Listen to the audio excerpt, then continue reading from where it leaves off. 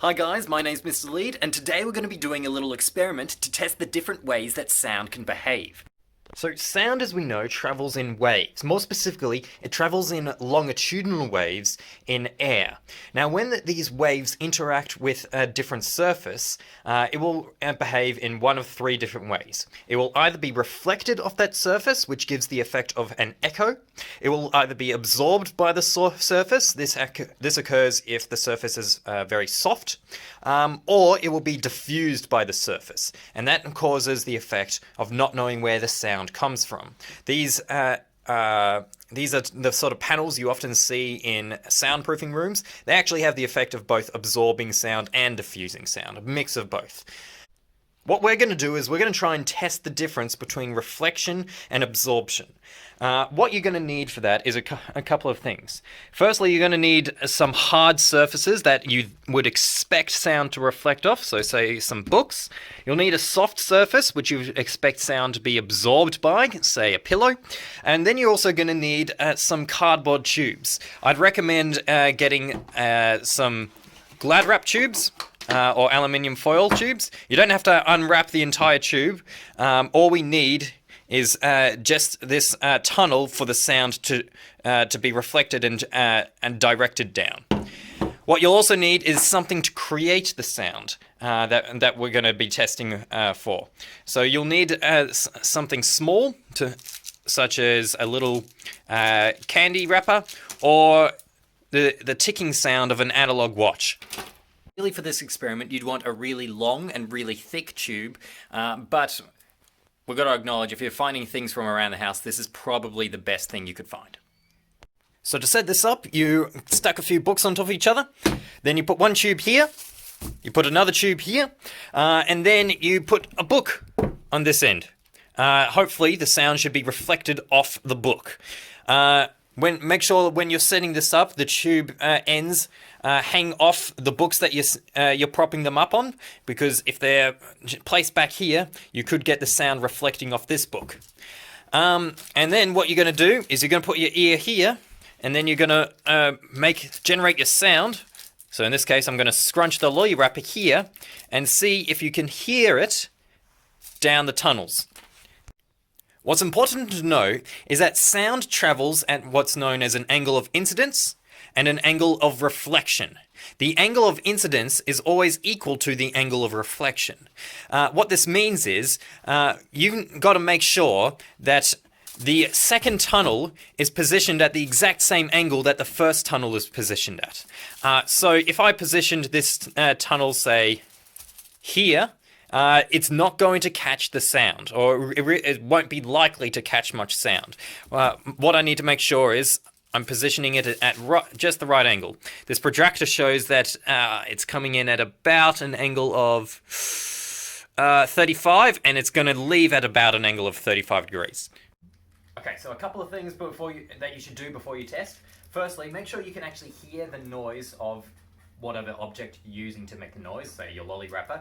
And make sure you can hear it down one tube with your ear in it.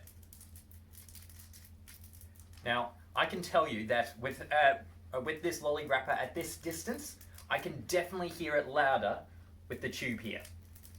Secondly, when you've got your ear against this tube, and you've got...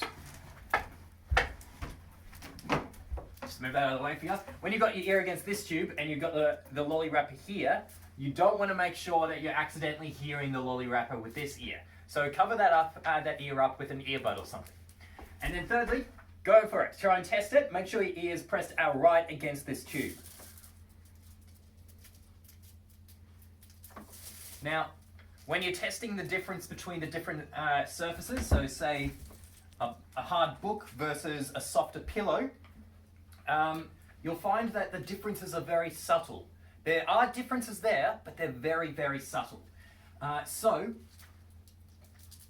you might be inclined to just already think or have a preconceived idea of which surfaces are going to produce what sort of sounds. So therefore, when you're testing it, you will have a biased opinion.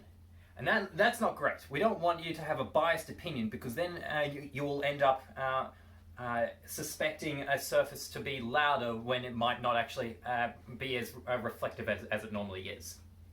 So what you'll need to do is you'll need to do a blind test. A blind test is where you get another participant to come along and help you. This participant will be unaware of the independent variable, unaware of the different variables that are influenced in this test. So this participant will be blind. This is my brother, by the way. He's going to be blind. And he's going to have his ear, just like I was showing before, he's going to have his ear right against the tube down here.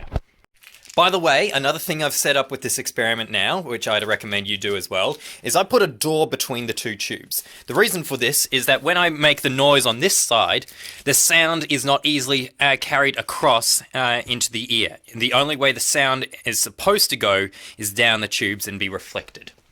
So explain to your participant what you're doing beforehand. Explain that you need them to listen out for the sound that you're making, in this case the sound of the wrapper being scrunched, and you've got to ask them to tell you when the sound is loudest and softest.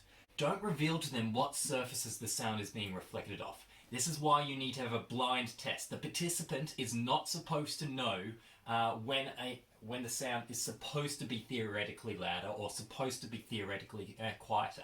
This will make the test as accurate and unbiased as possible. Now,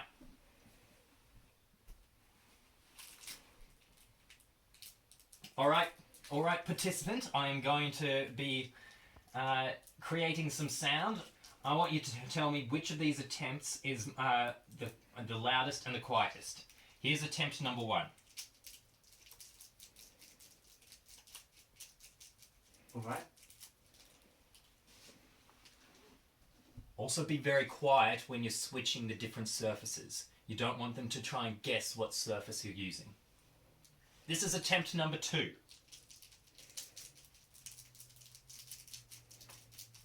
All right.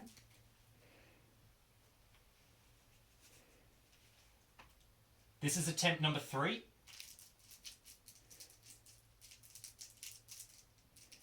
All right. This is attempt number 4.